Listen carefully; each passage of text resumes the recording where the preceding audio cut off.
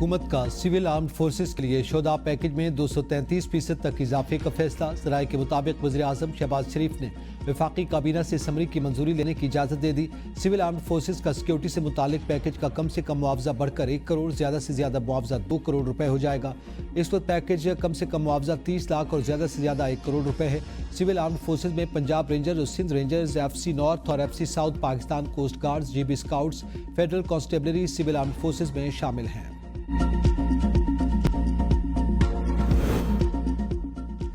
Deputy وزیر اعظم و وزیر خارجہ اسحاق ڈار کی مصر اور الجزائر کے وزراء خارجہ سے ملاقات OIC وزراء خارجہ کے 21ویں غیر معمولی اجلاس کے موقع پر ہوئی۔ فلسطین کی سنگین صورتحال پر تفصیلی تبادلہ خیال کیا گیا۔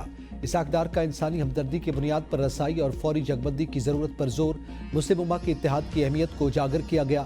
اسحاق ڈار نے کہا کہ پاکستان الجزائر اور مصر کے ساتھ تعلقات مضبوط بنانے کا خواہاں ہے۔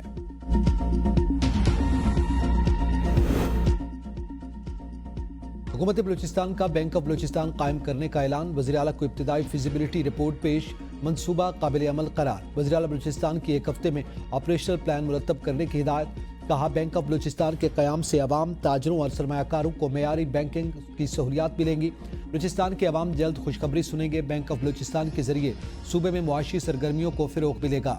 صوبے کے نوجوانوں کو روزگار کے مواقع بھی فراہم ہوں گے۔ بینک آف بلوچستان صوبے کی معیشت میں تاریخی سنگ میل ثابت ہوگا۔ بھارت سے پانی کی آمد جاری، قصور میں دریائے ستلج بکھر گیا۔ ہزاروں ایکڑ زمین دریا برد، 50 سے زائد دیہاتوں کا زمینی رابطہ منقطع، لوگ نقل مکانی پر مجبور ہو گئے، کئی حفاظتی بند ٹوٹ گئے، فصلیں تباہ۔ حویلی لکھا میں دریائے ستلج میں پانی کی سطح خطرناک حد تک بلند۔ چکر گڑھ کے نالوں میں بارش کے بعد سیلابی صورتحال، نالہ اوج جلالہ پر 36,400 کیوسک پانی، درمیانے درجے کا سیلاب ہے۔ ہیڈ سلمانکی کے مقام پر 1,09,404 کیوسک کا ریلا گزر رہا ہے۔ ٹونڈا میں نالہ ڈھیک میں اونچے درجے کا سیلاب، ہیڈ میرالہ پر پانی کی آمد 2 لاکھ کیوسک ہے، تجاوز کر گئی۔ دریائے راوی کوٹ نینا پر اونچے درجے کا سیلاب، مسلسل 36 گھنٹے بارش سے نشیبی علاقے زیر آب۔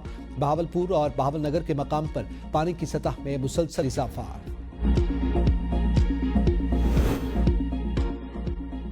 وزیراعظم کا دریائے ستلج میں سیلابی صورتحال کا نوٹس، چیئرمین NDMA کو ہدایات جاری، متاثرہ اضلاع میں ریسکیو آپریشن تیز کرنے کا حکم۔ کہا متاثرہ علاقوں میں پھنسے افراد کے انخلا اور محفوظ مقامات پر منتقلی کے لیے فوری اقدامات کیے جائیں گے۔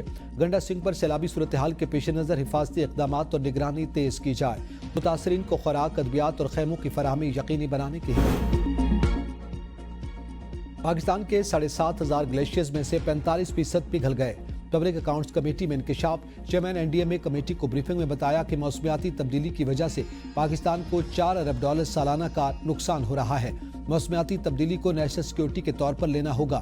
موٹر وے کی طرح اہم دریاؤں پر رائٹ آف دی وے مقرر کر دیں تاکہ آبادی کناروں سے دور رہے۔ پوری دنیا میں آبادی کم ہو رہی ہے، ہمارے ہاں ٹرینڈ مختلف ہے، لوگ ایسی جگہوں پر رہتے ہیں جہاں نہیں رہنا چاہیے۔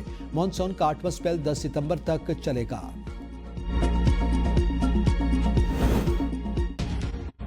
پاک فوج کے جوان سیلاب متاثرہ علاقوں میں اپنے عوام کے شانہ بشانہ۔ بالاکوٹ کے سیلاب متاثرین علاقوں میں پاک فوج کی جانب سے امدادی سرگرمیاں جاری۔ پاک فوج کے میڈیکل کیمپ میں 1,327 سے زائد افراد کو طبی سہولیات فراہم کی گئیں۔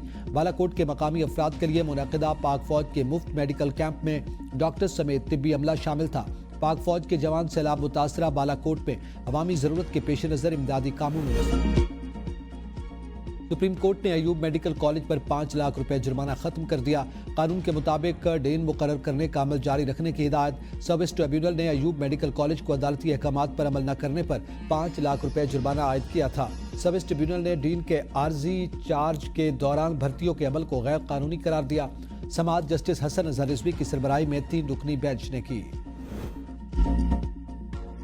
مصطفیٰ عامر قتل کیس کے ملزم ارمغان کے خلاف صحافی پر حملے کا مقدمہ۔ ملزم ارمغان عدالت پیش، فرد جرم عائد، ملزم کا صحت جرم سے انکار۔ کراچی کی انسدادی دہشت گردی عدالت نے آئندہ سماعت پر گواہان اور تفتیشی افسر کو طلب کر لیا۔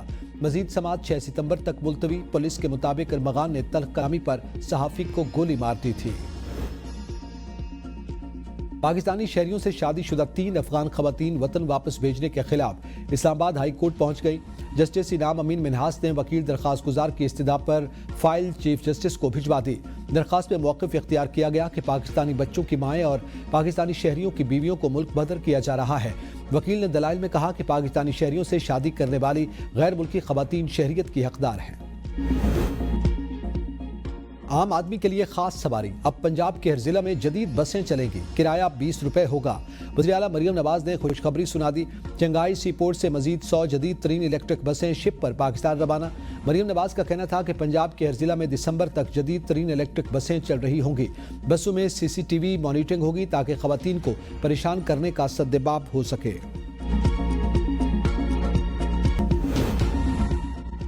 گجرانوالہ FIA نے انسانی اسمگلنگ اور ویزا فراڈ میں ملوث 2 ملزمان کو گرفتار کر لیا۔ ملزم محمد بشیر نے آسٹریلیا بھیجنے کے نام پر 87,50,000 روپے، بابر علی نے جرمنی ملازمت دلوانے کا جھانسا دے کر 10 لاکھ روپے ہتھیائے۔ دونوں ملزمان شہریوں کو بیرون ملک بھجوانے میں ناکام رہے۔ بینک لاکر بھی غیر محفوظ، رکھوالے چور نکلے۔ گجرات کے نیشنل بینک کی 3 برانچز کے افسران نے کھاتہ داروں کے لاکر سے 9 کروڑ روپے سے زائد کا اصلی سونا نکال کر نقلی سونا رکھ دیا۔ 6 افسر گرفتار، سونے کا خریدار سونار فرار، لاکرز میں موجود سونے کی تصدیق کروانے